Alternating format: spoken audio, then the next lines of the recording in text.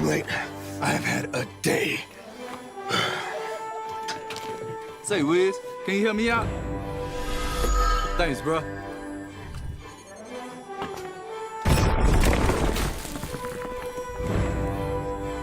Arr, is everything all right? My romantic comedy is a romantic tragedy. Michelle, I can't live without you. Man, why do we always come to the movies? You can learn a lot from a movie.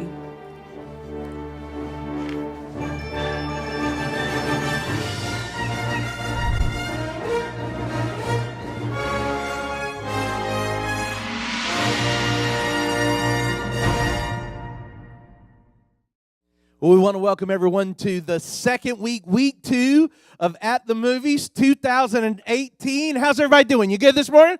Everybody good? Hey, let's give everybody that's watching us online, vertical app and all that, let's give them a great big vertical welcome. Put our hands together and welcome into the house today. Yeah, man, we're glad that you guys are here. And today's movie, as you just saw on the roll-in, is The Greatest Showman. And just a show of hands, how many of you have seen The Greatest Showman? If you just a show of hands in the house, if you've seen it, that's right. Okay, that's good. How many of you, just while we're doing a show of hands, how many of you like musicals? You like musicals? Show of hands. Okay, that's right. How many of you, show of hands, you can put your hands down, hate musicals? You can show, put your hands up. Yeah, a couple of you hate musicals. Yeah, I know. What's the deal with musicals anyway, right? You got to sing everything, and here they are, they're singing. And, well, welcome to Vertical. We're glad you're here today. We like to help people who don't like church meet God. Right? I mean, why do we have to sing? I mean, why is everything a song, right? I mean, that's how it seems. Now, the funny thing about that, though, here's the surprise. Like, I really like The Greatest Showman, I mean, like, I went into it, it was kind of like my wife and daughter were like, hey, let's go see a movie. It's like, great. How about The Greatest Showman? It's like, I was feeling really good that day, Tim. And I was like, I'm going to be cool. I didn't even make a snide remark. I just went right in and sat down. And y'all, I was surprised. Don't take my man card, man. It was good. It's a good movie. It really was. I found myself enjoying it. And, I was inspired as I saw the story of P.T. Barnum, the loose story of P.T. Barnum. I don't think it's super historical, but it was a really good story, And I thought when I was watching it the whole time, I was really thinking, this movie kind of preaches. I mean, there's some really good stuff in there. I mean, it's a movie about dreams, and it's about calling. It's about family. It's husband and wife. It's the dad and his daughters. It's about loving people. It's about seeing beyond people's exterior and what they look like on the outside, and seeing them for who they really are. I just think that the messages that are in there are really cool. And let's face it, P.T. Barnum, I don't know how much you know about him, but he's a visionary, man. Just look back and see what that whole thing's all about and who he was. I mean, he was the creator of Barnum and Bailey Circus, which ran from 1871 until 2017, closed down last year. So this is a man who brought entertainment that lasted for 147 years. I mean, that's vision right there, that year after year after year. People kept on going back. How many of you saw Barnum and Bailey, Ringling Brothers Circus at some point in your life? Yeah, man, it's really, really great. And, matter of fact, I heard somebody was asking, why did they shut down? Why did they quit the circus? They were getting so many lawsuits from animal activists and stuff like that. Eventually, it just wasn't worth the trouble anymore. And it wasn't because people weren't coming to the shows. People were still coming to the shows. They just couldn't take the constant legal battles that were going on over and over, so they shut it down. But y'all, if you've seen it and that it was the greatest show on earth, man. It was exciting and everything else. And this movie is a movie about vision. And I love talking about vision.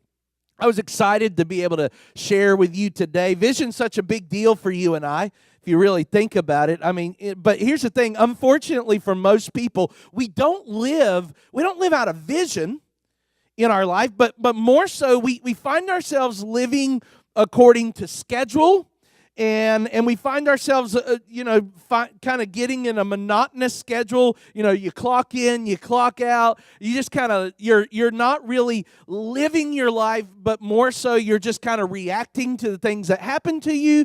And a lot of times, it gets to the place that it's kind of monotonous, and I want to remind you that vision is such a big deal for all of us. Before innovation or invention can ever happen, it begins with a dream and it begins with a vision. I mean, vision is where things happen from in our lives. Vision is the recognition of what could be and should be in your world.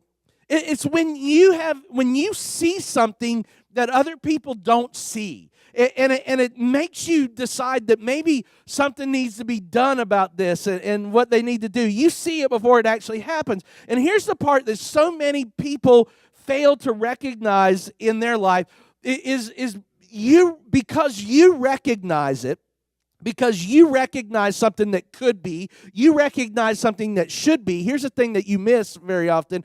You are the person who has the calling to do something about it. When you see something that is wrong, when you see something that could be better, when you see something that should be better, the reason that you have eyes to see it is because there's something inside of you. And a lot of times, if you don't realize this and don't understand this, you'll be wondering what's wrong with everybody else. How come they don't see that? How come they're not bothered by it? Because God gave you eyes to see it. God gave you eyes to see what is wrong and what should be doing. I mean, God doesn't give you a vision, something that could be or should be, for you to come and tell me about your vision so that I can live it out for you. You know what I'm saying? God gives you the vision so that you can do something about it. He will lead you to do something about what it is that He activates in your life. Proverbs 29:18. One of the biggest verses that usually come up when we're talking about vision says, where there is no vision, the people perish. Where there is no vision, the people perish. So other translations, they change the word from vision to revelation, where there is no revelation. Another version says, where there's no revelation, the people cast off restraint. In other words, when there's no spiritual revelation, like God speaking into our life, we have a tendency to throw off the truth of God and to do things the way that we feel like we ought to do it. So vision, revelation, prophetic leadership, different words, but they have the same meaning. And what we're saying is that without a direction, without something for you and I to strive for, without forward motion, things in your life will begin to unravel. They begin to get boring. As a matter of fact, I say it like this: life gets busier and life gets boringer. Is boringer even a word? I don't think it is it, right? It sounds good, all right? Y'all know what I'm saying, though, right? Without vision, life gets busier and it gets more boring as you're going through. Have you ever noticed that the busier that you get, the more boring that life can become? And that's almost counterintuitive if you think about it. Busyness does not make life exciting. Busyness, a lot of times, steals the fun out of life. It steals the imagination out of life. I saw a dude the other night at the fireworks that I grew up with, went to high school with, and we were having a conversation, and he was getting ready to leave, and it was really it was one of those real surface conversations, and I didn't want him to leave yet because I hadn't seen him in a while, and I just wanted to press in a little bit. I said, no, man, what's going on with you? What's happening? He said, oh, nothing, man. Just working and raising these kids. And I could tell by the way he said it that he's just living life on the hamster wheel. You know what that is? I mean, like, you ever seen the hamsters on the hamster wheel? They're running and running and running, aren't they? But they're not getting anywhere. They don't even get to the edge of the cage, right? They're just running in place, not seeing anything new, just living life on the hamster wheel. That is the description of so many people's lives. Get up, clock in, work, clock out, eat, watch some TV, go to sleep, do it all again tomorrow. Nothing inspiring about it, nothing that makes your heart beat faster, nothing. We're so busy. And I say it like this: busy lives lead to uninspired hearts and unimaginative minds. When we live our lives so busy, We don't have time for the things that really, really count in our life. You know, where are you headed? You ever think about that? Where's your life headed? Other night, don't tell anybody, we went and saw Whitesnake the other night. Anybody know who Whitesnake is? He said, I don't know where I'm going, right? But I sure know where I've been, right? And there's so many people in life, that's where they're at, man. They're looking back and they're looking at life. It's like they're living life through the rearview mirror. And they think back to a time when life was really great. I remember when we did this, but there's nothing forward. There's nothing exciting in front of them and what they're doing. I mean, life isn't going anywhere, man. Are you excited about what's in front of you in your life? Or are you just existing? Are you going through the motions? Here's the thing. I share all that with you to tell you, vision brings purpose and excitement back into your life, guys.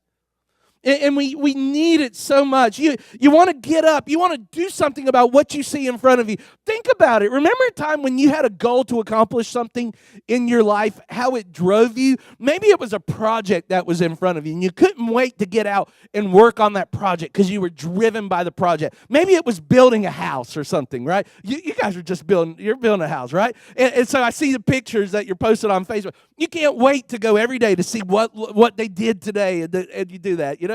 I mean, maybe for others of you, it's an exercise goal, and so you can't wait to get to the gym so you can get in there and do your work, or maybe it was a weight loss thing, and you were in the phase where you're really, really losing weight. You can't wait to get on the scales because you're pretty sure that you're going to see some progress. You're excited about doing it. Maybe it's an education goal. One more semester and I'm graduating. You know, you feel that way. Or maybe like you were going to get married and you're kind of like, in 6 days we finally say I do. Or maybe it's like before you become a parent, you're about to become a first-time parent, and you're thinking, man, it's just a few more days, a few more weeks, and I'm finally going to get to hold him or her in my arms. Something like that, where you have something going on in your life, a financial goal, 1 month closer to being debt-free. Some of the best times in your life were probably tied up in the process of moving forward, striving for something. So there's something in the process of moving forward that sometimes can make it feel more rewarding than actually arriving to the place that you were going. It's the journey that makes it fun. Man, that's how vision is in your life. Helen Keller, she was blind, she was deaf, and she was mute. And she said this. She said, the only thing worse than being blind is having sight but no vision. That's from a blind, deaf, mute person. That most people in her position would think that life was senseless and fruitless. And y'all, if you're on the hamster wheel, I want you to know that Helen Keller just called you out. Right? She just called you out. She said there's nothing worse than, the only thing worse than being blind is having sight but no vision. Guys, listen, vision is a picture of your future, the realization of your purpose. I want to ask you this question, ask yourself this question this morning. Am I living out God's vision for my life, or am I just existing? Is it up there on the screen? Think about that question for just a moment. Ask yourself that question about yourself. Are you living out God's vision for your life, or are you just existing?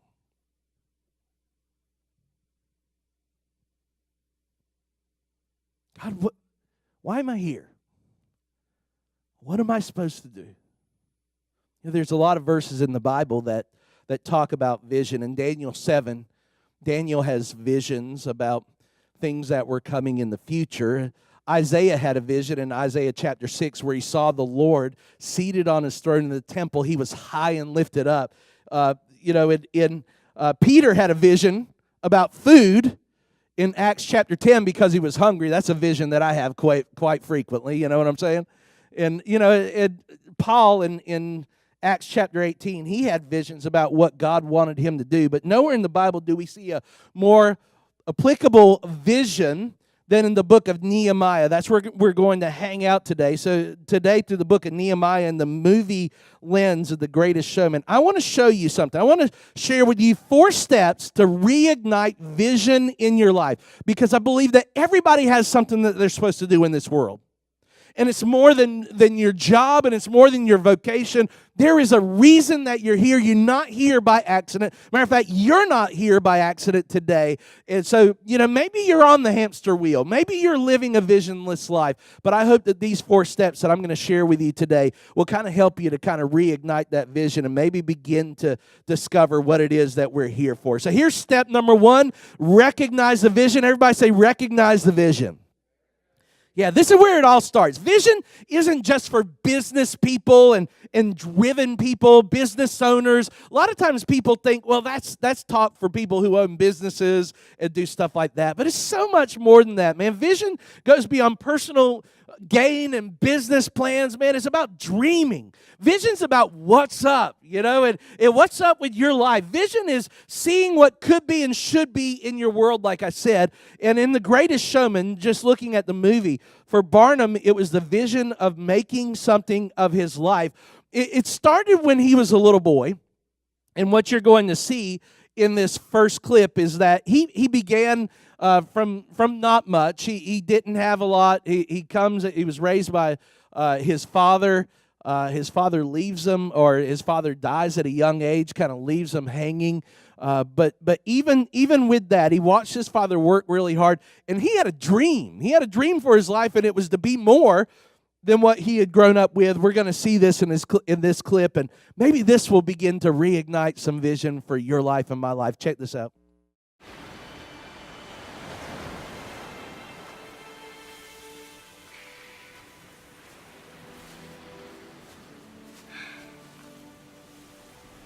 How'd you get out? The window. Father's sending me to finishing school. I don't know what my future will be. I do. I close my eyes and I can see a world that's waiting up for me, that I call my own. Through the dark, through the door, through where no one's been before, but it feels like home. They can say it all sounds crazy. They can say I've lost my mind. I don't care, so call me crazy. We can live in a world that we design. 'Cause every night I lie in bed, the brightest colors fill my head. A million dreams are keeping me awake. I think of what the world could be, a vision of the one I see. A million dreams is all it's gonna take. A million dreams for the world we're gonna make.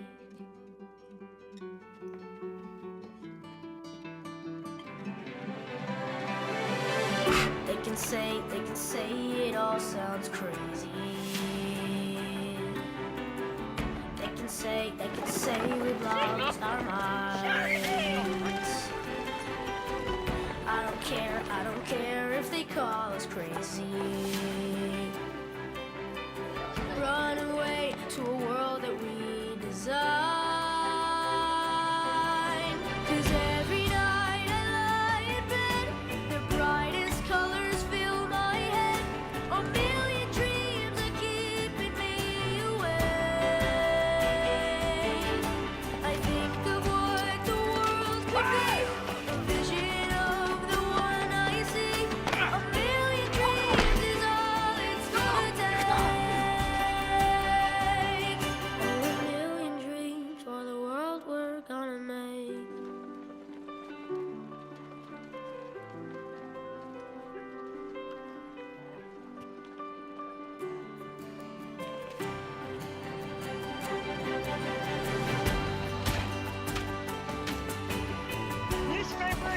amazing stories from around the world. A million dreams are keeping me awake. I think of what the world could be, a vision of the one I see. A million dreams is all it's gonna take. Oh, a million dreams for the world we're gonna make. That's where it starts. It's recognizing vision. Your vision comes from somewhere. It comes from, like I said, the picture of what could be and should be. He had a vision for his life that was more. He wasn't just going to be a street kid. He wanted to be more, and if you were to watch the movie, you'd see how he became who he was, and that's where it all starts. Now, while it might not be as entertaining as The Greatest Showman, I think it's pretty entertaining, though. The book of Nehemiah is my favorite picture of visionary living in the whole Bible, because we see something about this that to me is really inspiring. See, Nehemiah was an unlikely Bible hero. He wasn't a prophet, nor was he a priest. As a matter of fact, Nehemiah 1:11 tells us exactly who this Nehemiah was. He says, I was the cupbearer to the king. That's what his job was. He was a servant who worked for the king of Persia. Now, Nehemiah was a Jewish captive. If you're familiar with the story of Israel, there comes a time where they had just been disobedient to God for a really long time. God warned them and warned them and warned them. Eventually, they were taken captive. They were taken far away from Israel and Jerusalem. And this is during that period of time when they were not in Israel. And so they were in exile in Persia. And we see in Nehemiah chapter 1 that Nehemiah finds out from some brothers that Jerusalem's in really bad shape. Jerusalem's in bad shape, the city of God, and the walls are torn down, so it's in disrepair. The gates have been burned. The temple is really messed up. And for whatever reason, Nehemiah's heart is deeply moved by the condition of his homeland. Nehemiah 1, verse 4, it says this, when I heard these things, Nehemiah says, when he heard these things, he says, I sat down and I wept, and for some days I mourned and fasted and prayed before the God of heaven. So Nehemiah, the cupbearer, the guy who was a servant for the king, was deeply moved. Now, I want you to understand something, that Nehemiah, not everyone was as deeply broken for the condition of Jerusalem as Nehemiah was. I mean, countless people knew how bad it was. They said, they probably said, man, you ought to see Jerusalem. It's terrible. The gates are, and they're like, wow, somebody ought to do something about that, But nobody was deeply moved by Nehemiah. And he wasn't just broken. I want you to understand this. Nehemiah wasn't just broken, but Nehemiah's heart broke for what was breaking God's heart. Right? Does your heart break for what breaks God's heart? Is my heart broken for the things that God looks at, and it just makes God weep about our world? Well, that's where Nehemiah was. And so he begins fasting and praying, and we surmise through this that through this fasting and prayer that Nehemiah has a vision.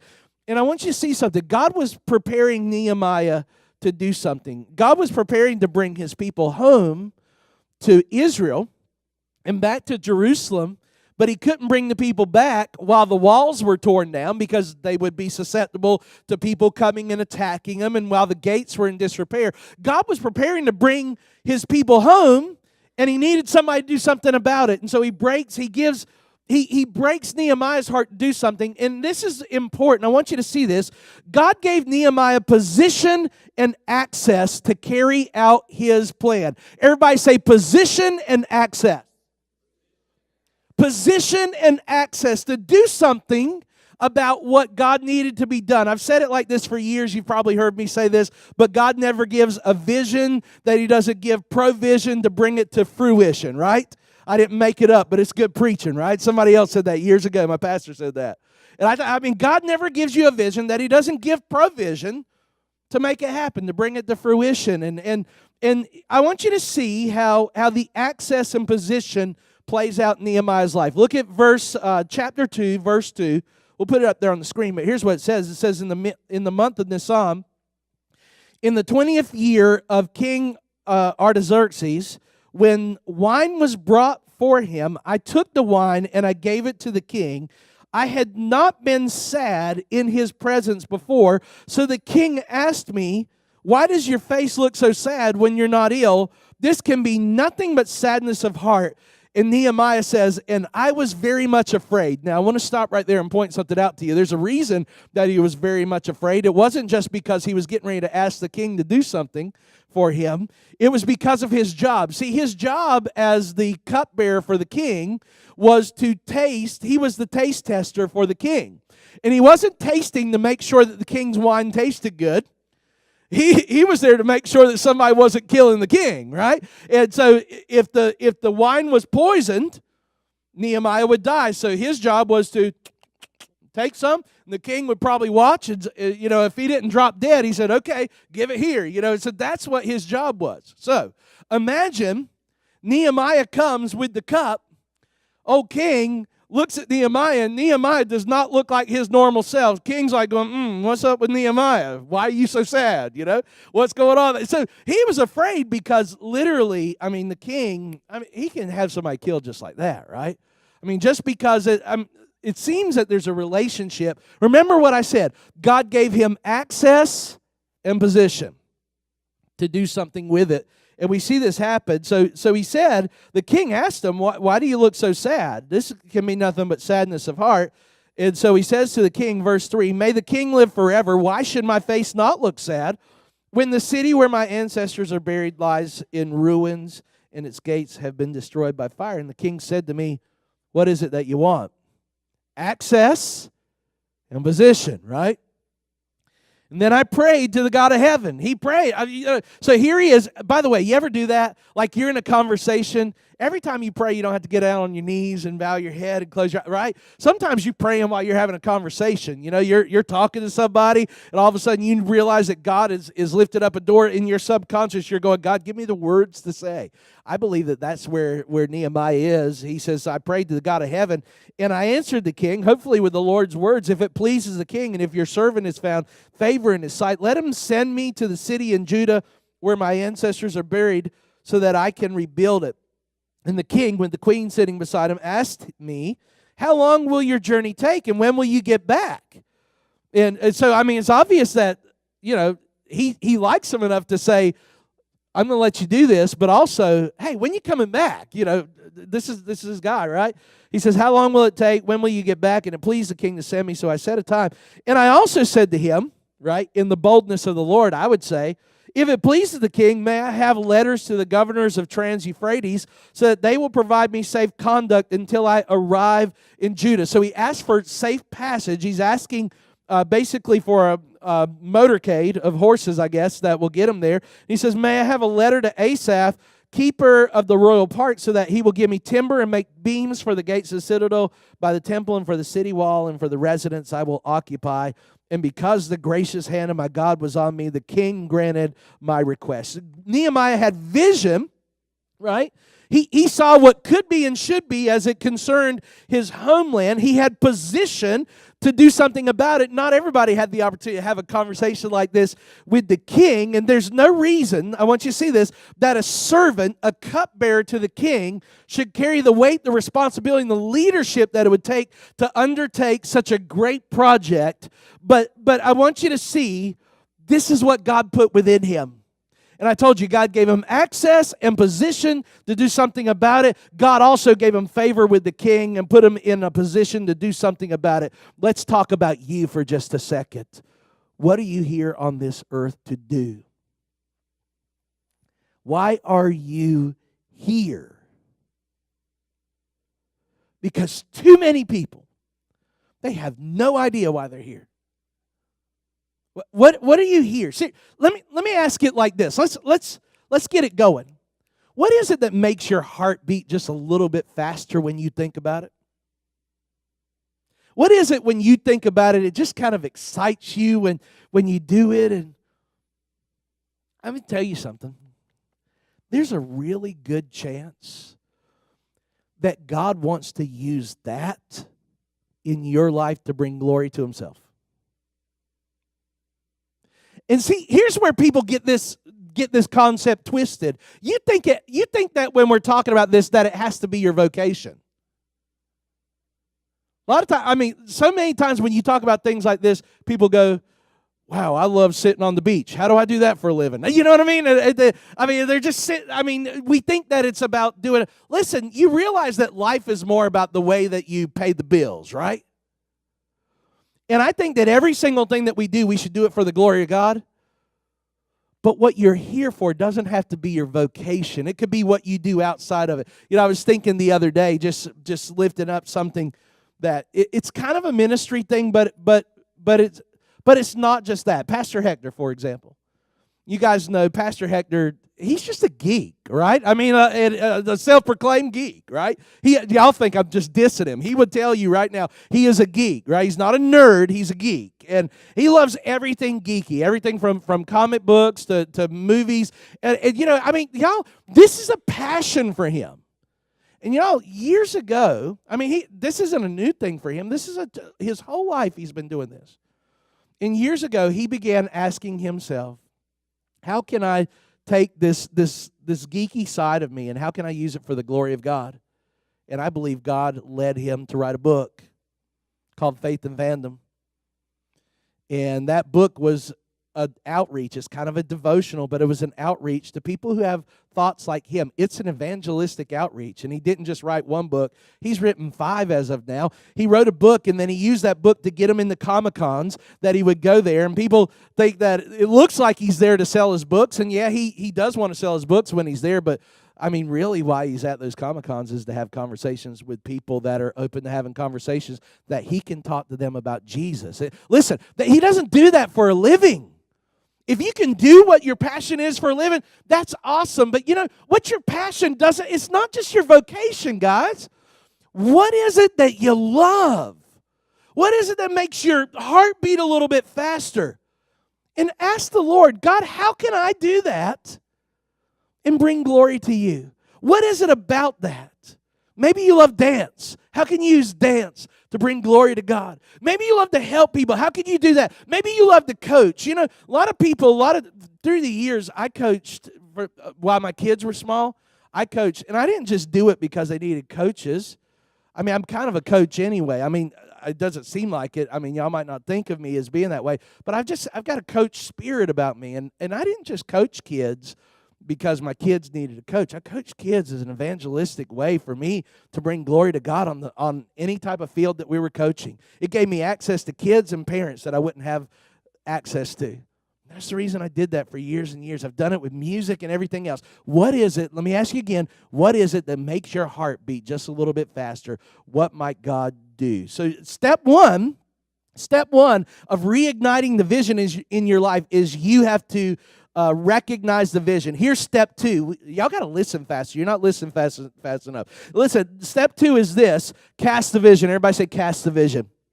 Listen, you can't just recognize and believe in the vision, but you got to be able to share it with other people so that they will understand it and they want to be a part of it. Sometimes what you're doing, you're going to want other people to be a part of it. You need some people that are going to be on your team. One of my favorite scenes in The Greatest Showman is when Barnum starts sharing the vision and building a team. I love this part. Check this out. Watch this.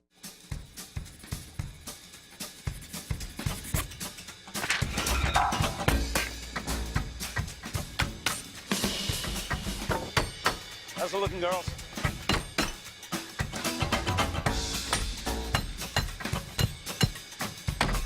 Hey, you looking for freaks? I know where you can find one of them. Really?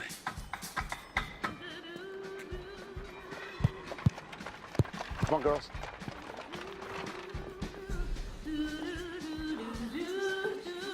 Oh. Sir, you shouldn't be here. I'm sorry. Who's doing this singing? It's you, isn't it? Sir, I have to ask you to leave. You are so talented, blessed. Extraordinary. Unique. I would even say beautiful. Sir, please leave me alone.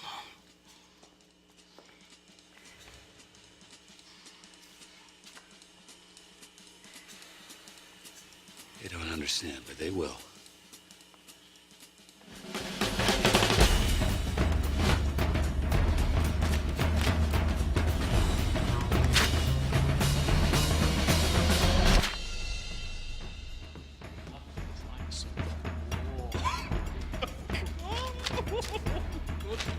Okay, Ann and W.D. Wheeler. Brother and sister? Yes, sir. Terrific. And what do you do? Trapeze. Trapeze. Okay. You know, people aren't gonna like it if you put us on the stage. Oh, I'm counting on it. Is this over your Entire body. terrific? I don't need to see it.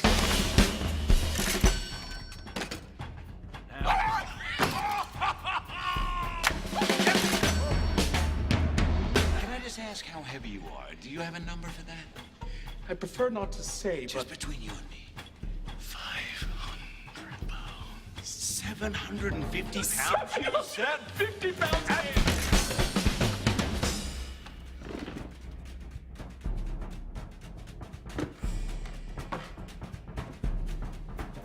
What is your name? Vasily Palavro, sir. Yeah, we're gonna change that name. I think you're Irish. We have a son. That's good. I need it 5 times bigger. And I want it everywhere. Carriages, sides of trains, trolleys, crates, milk bottles, everywhere they look. Barnum's, American Museum. Love that scene. You know, Pastor Hector and I were just talking back there. I love that line where he says, you know, they don't understand, but they will. You know, and that's what it's all about, man, when we're talking about vision. People aren't always going to get it. I mean, they might not even get it. They definitely don't necessarily get it in the very beginning, but, you know, it goes on. And, you know, the thing that I love about this is the people Barnum was recruiting, they were outcasts of society, but he saw value in them. And you know, I don't know if you caught this, but I think it goes all the way back to that first scene that we looked at when the deformed lady gave him the apple. And, you know, you see her in that. I think that he saw something in her because he saw kindness. He probably would have, well, he was scared of her when he saw her, you know.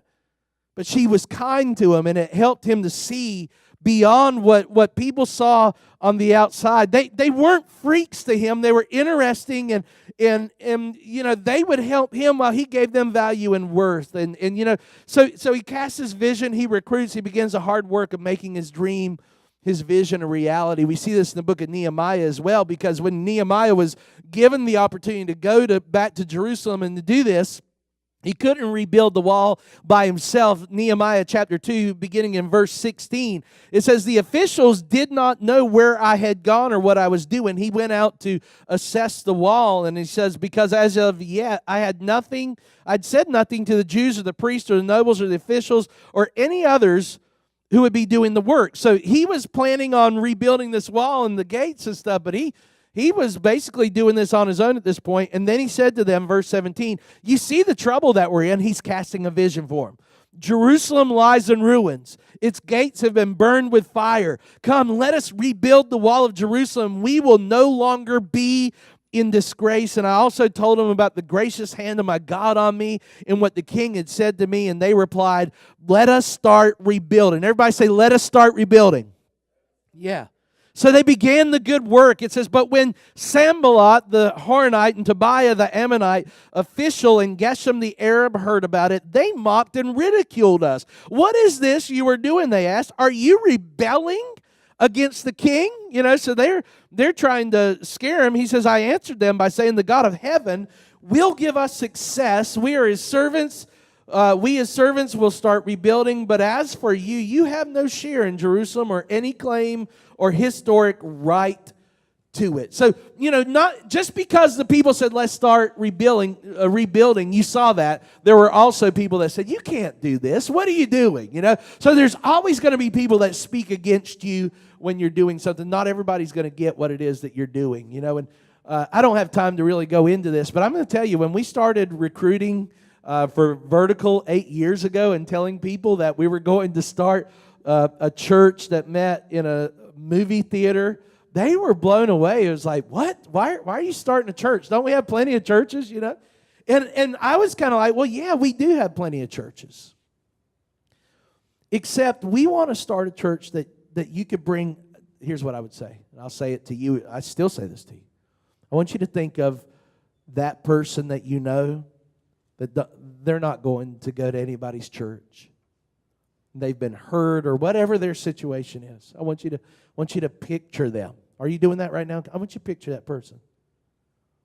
We want to create the kind of place that you could bring them to, and they will feel loved and accepted and appreciated. We want them to experience you. We want them to experience the worship of God. We want them to hear the gospel. Right? And you know, it's kind of like I said a moment ago. You know, they might not understand, but they will.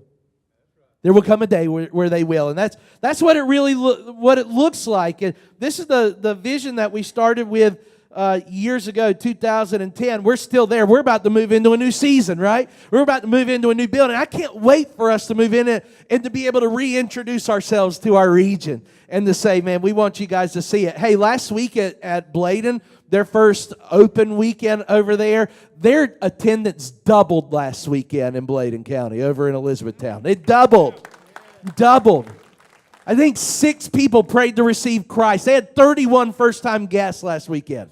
31 first-time guests. And I had conversations with people that were like, thank you. Thank you for God. They were blown away, man. And here's the deal. When we're talking about share, you got to be able to share a vision that people will get. You got to be able to cast the vision. And listen, let me tell you something. When you begin sharing your vision with people, don't get discouraged that they don't get it. Sometimes when people don't get what it is that you're talking about, sometimes what it means is it doesn't mean that you're crazy. It means maybe you're not ready to talk about it. Sometimes it means that maybe you need to go back and work out your language a little bit and help people to understand a little bit better. Sometimes we talk about things too soon, and they haven't formulated enough inside of us to be able to clearly communicate them to other people. And so, you know, but at the end of the day, I want you to understand something. People can't respond to a vision that they never hear and they never see. You got to share it with people. So step number 2 is we have to cast the vision, right? We have to cast the vision. Step number 3, manage distraction. Everybody say manage distractions.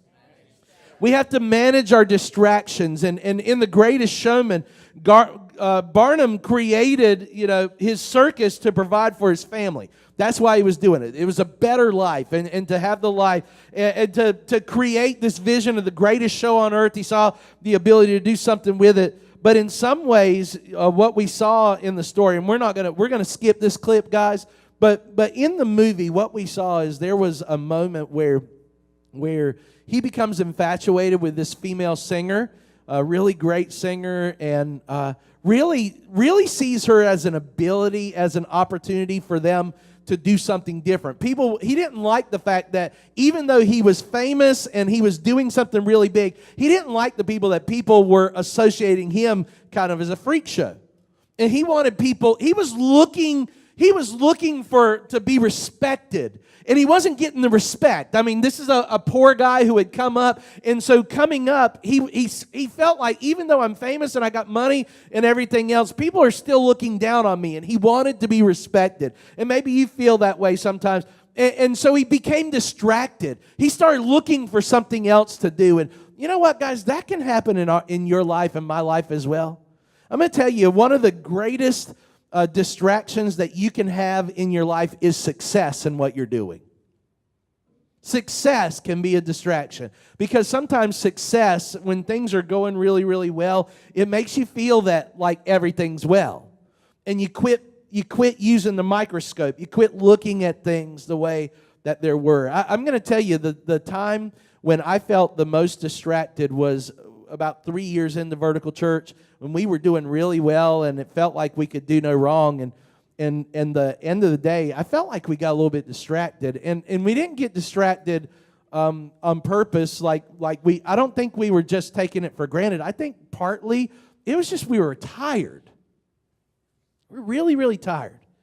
And we see this in the movie as well as going on with them. And, you know, tiredness makes you do crazy things. It keeps you from doing stuff and doing things the right way. And it was during that time when we were really tired that that, I found that was where we recognized that, we admitted it, and we began working to improve ourselves. And we began fixing some things that we felt like were wrong. And for a couple of years now, y'all, it's all behind the scenes stuff, but we've been doing things to help us to be better at what we do, and to have better systems and everything else, improving who we are and how we do what we do. And I want to say it to you like this: how you respond to the distractions of your visions show you how focused that we truly are. And what happens in the story of Nehemiah, if we can jump forward to Nehemiah 4:13. Nehemiah had the same thing kind of going on. The people were tired. They were being threatened for attack. And it says in verse 13, as a response to this, he says, I stationed some of the people behind the lowest points of the wall at the exposed places, posting them by families with their swords, spears, and bows. And after I looked things over, I stood up and I said to the nobles, the officials, and the rest of the people, don't be afraid of them. Remember the Lord who is great and awesome, and fight for your families, your sons and your daughters, and your wives and your homes. And when it says in verse 15, and when our enemies heard that we were aware of their plot and what God had frustrated, or that God had frustrated their plan, we all returned to the wall, each to our own work. And from that day on, half of my men did the work, and while the other half were equipped with spears, shields, bows, and armor. So some of the people were working, and some of the people were standing there defending the people who were working, doing that. And it says the officers posted themselves behind all the people. And verse 17 says, who were building the wall, and all those who carried materials did their work with one hand and held a weapon with the other. And each of the builders wore his sword at his side as he worked. But the men who sounded the trumpet stayed with me. And so Nehemiah starts giving his people rest so that they're not distracted by the things that are coming against them. And as a matter of fact, we see in chapter 6, jumping forward a little bit, Nehemiah's main irritants kept sending him messages for Nehemiah to come down off of the wall and to meet with them and talk. They wanted to talk with him about what he was doing, wanted to talk him out of it. And it says in Nehemiah 6:3, so I sent messengers to them with this reply. He says, I am carrying on a great project, and I cannot go down. Why should the work stop while I leave it and go down to you? Listen, there comes a point in time when you're doing what you're doing, you can't be distracted by those that would want to distract you. And so I want you to look at the person next to you, and I want you to tell them this. Say, I'm doing a great work. Tell them this, I'm doing a great work, and I can't come down. Yeah, don't get distracted, y'all. I mean, don't get distracted by what's going on in your life. Step number 1, we recognize the vision. Step number 2, we cast the vision. Step number 3, we manage distraction. And the last one, step number 4, we have to stay true to your vision. Nehemiah had set out to rebuild this wall in the city of Judah. And it wasn't, I want you to see, it wasn't just about reestablishing a city, but it was rebuilding a people who had been a captive people for a long period of time. And they had kind of been slaves. They'd kind of gone back into slavery mode. And he was reestablishing before them who God was and what God had done in their life. And, while people were saying there were no way that they would ever complete this work, not only did they complete the work, but they built the wall in 52 days. Everybody say amen. 52 days. When people said that they couldn't do it at all, and at the end of that, what they did, Nehemiah, what he does is he refocuses them on the calling that was before them. And I want you to see Nehemiah 9:1. It says, on the 24th day of the same month, the Israelites gathered together, fasting and wearing sackcloth and putting dust on their heads.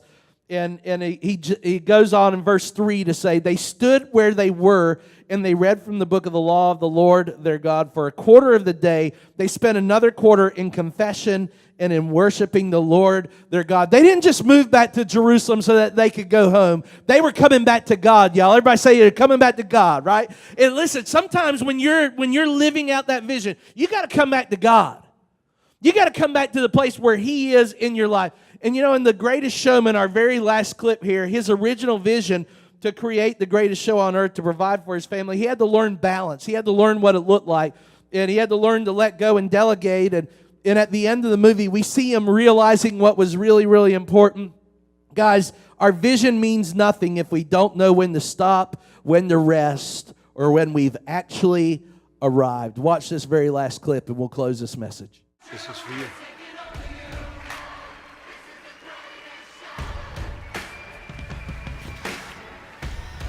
What will you be doing? Watching my girls grow up. The show must go on.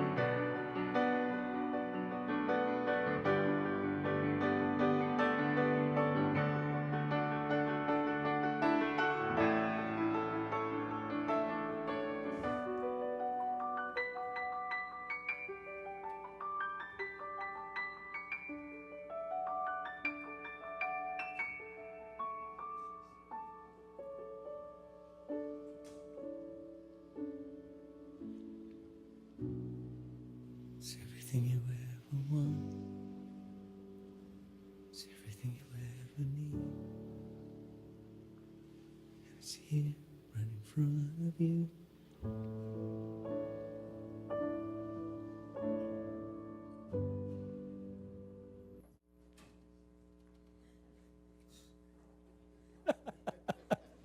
Woo!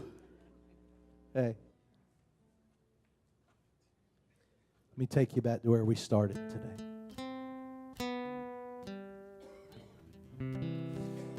Am I living out God's vision for your life, or are you just existing? Are you living your life in such a way that you are allowing the passion that God has put into you to bring glory to Himself? Are you living out God's vision for your life? Or are you just existing? You may think, I could never really do what I want to do. It's just too big of a stretch. And I get it. And here's the thing. I want to tell you that if you feel that way, that I could never do what it is that I really want to do, it's just too big of a stretch. If that's the way you feel, you're exactly right. You'll never be able to do it. Because as long as you have an attitude that you'll never be able to accomplish something, you'll never be able to accomplish something. Yeah, that just shuts everything down. If you say you can't, you're right, you can't. But your situation, understand, your situation is better than Nehemiah. He was a servant, basically a slave. He's in exile in a land miles and miles away from his homeland. And God raised him up to do something that everybody else thought was impossible. God gave him a vision to do something that nobody else even saw. And He gave him the position and the access to do something about it. And then gave him the leadership ability to tell everybody else, hey guys, let's rebuild the wall. And everybody said, yeah, let's rebuild the wall. He was able to keep those people focused and to keep doing it, even when people were coming and saying, hey, we're going to shut you down. And even under threats of attack and everything else, he was able to lead them to the point that they were able to do this thing. God used Nehemiah to rebuild the wall of Jerusalem in 52 days, and he made the king of Persia pay for it. Some of y'all get that in a minute, right? Walls pay for it. Okay. I just think I'm funnier than everybody else does, right? But hey, can I remind you of something? Guys, there's nothing impossible with God. You know that? How many of you believe there's nothing that's impossible with God? There's nothing that is impossible with God. There is nothing that is impossible with God. So ask yourself, am I living out God's vision for my life, or am I just existing? If you're just existing, What are you going to do about it? See, I believe that these 4 steps that I just gave to you, it implemented with the power of God, can change your life. No more existing. No more going through the motions. Right now, it's your moment to rededicate it to God, giving Him the opportunity to do a miracle in your life. Every head bowed, every eye closed. I'm going to make it quick. Ask God right now, God, am I living out your vision for my life? Or am I just existing?